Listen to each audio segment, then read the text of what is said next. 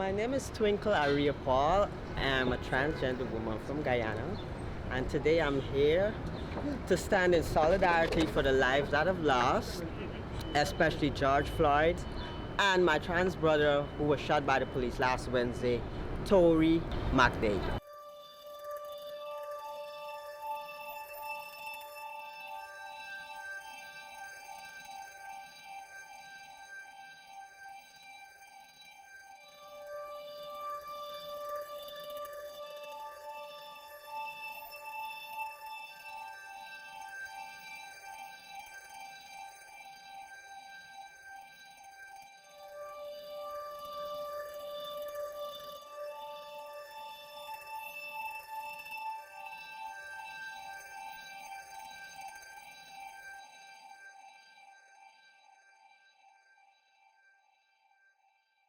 We are right now at the 109 precinct in Flushing, New York, in my neighborhood. I live in this neighborhood. It really struck me as a person who survived, I can say, or maybe who've experienced police brutality. When I thought of doing the bigger protest, there were some safety concerns, but it would have been almost like I wouldn't get to do anything. And who know me, I stand firm against police brutality. I am here for protest. I stand against these things. I resist any form of violence, any form of wrongful arrest, any form of wrongdoings towards the body of human being, especially black bodies, especially our bodies. They don't have the right to do us these things that they do us. They don't have the right to take our lives. The color of your skin, the way somebody's dressed, their sexuality, does not give you the right to kill us and to brutalize us. I feel it's okay. It is not okay. So with that being said, I thought of how can I stand in solidarity with everything that's going on right now around the country and stuff like this. And the only thing I know is that I live in this neighborhood and there is a precinct in this neighborhood.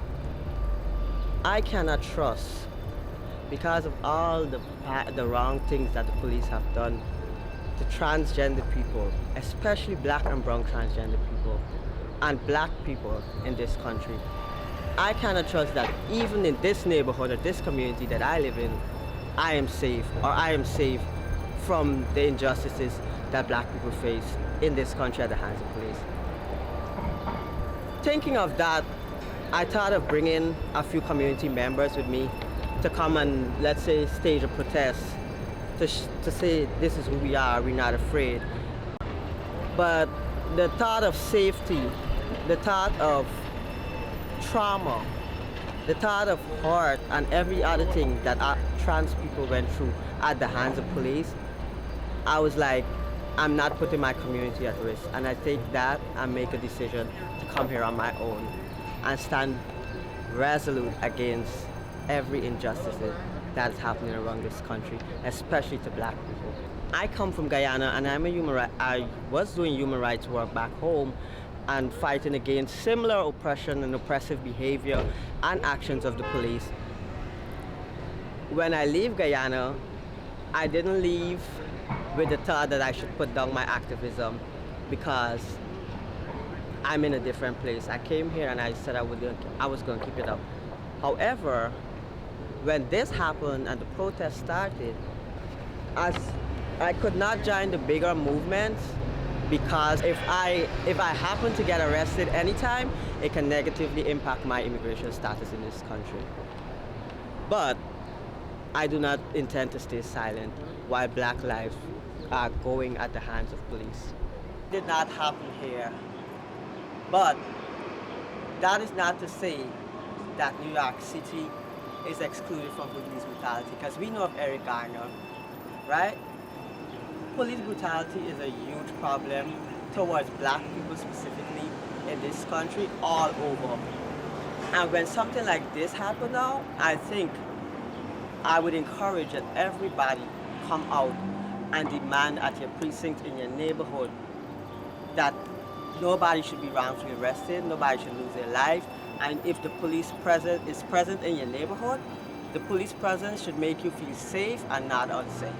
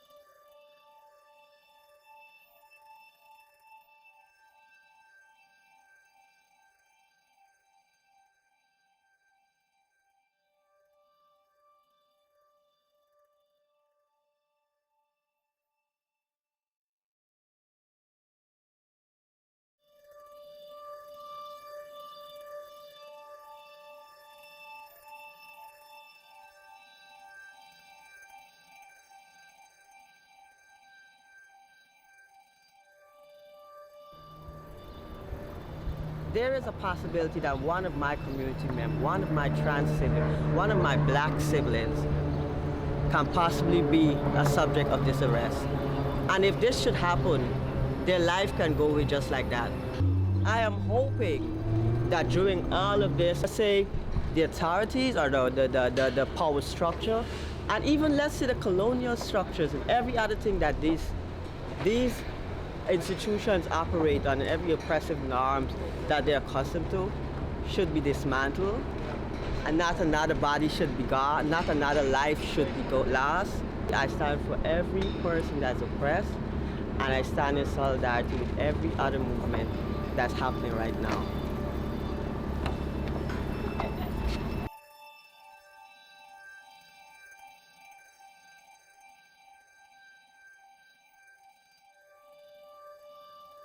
As a result of the COVID-19 pandemic, black people are disproportionately affected. But in the outer circle of black people, black trans persons, what I have seen is the mobilizing of people like black trans media and young black trans person when the government and when the persons who's supposed to be looking out for us doesn't show up. There was the black trans media and everybody else delivering food, people like Glitz Inc., Miss Kaya and Dura Show, looking out for girls in prison, looking out for myself and everybody else. This is a time where we've seen, or where I have recognized that regardless of how good the government or whatever, you did not show up for my community, and it was communities who had communities back. And at this time, while we're fighting through a pandemic, we also have to fight police brutality.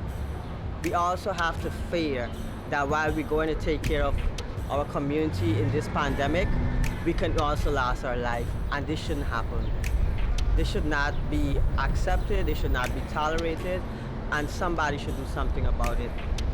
But whenever said and done, the power belongs to the people, and I encourage you all, if you can, come out, find your support, meet up with friends, join the movement somewhere or the other. You don't need to be physically here, you can be spiritually, you can be mentally, emotionally, but we need to come together to get through this.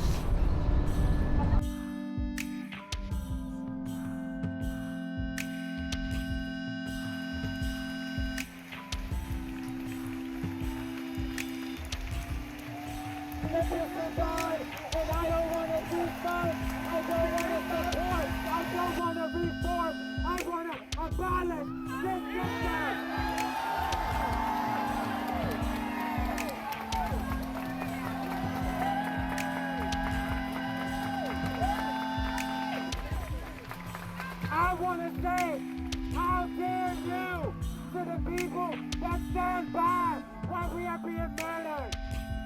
How dare you to the people who have access standing by while we are murdered? How dare you not say black trans people when you're talking about black people? Where is our intersection?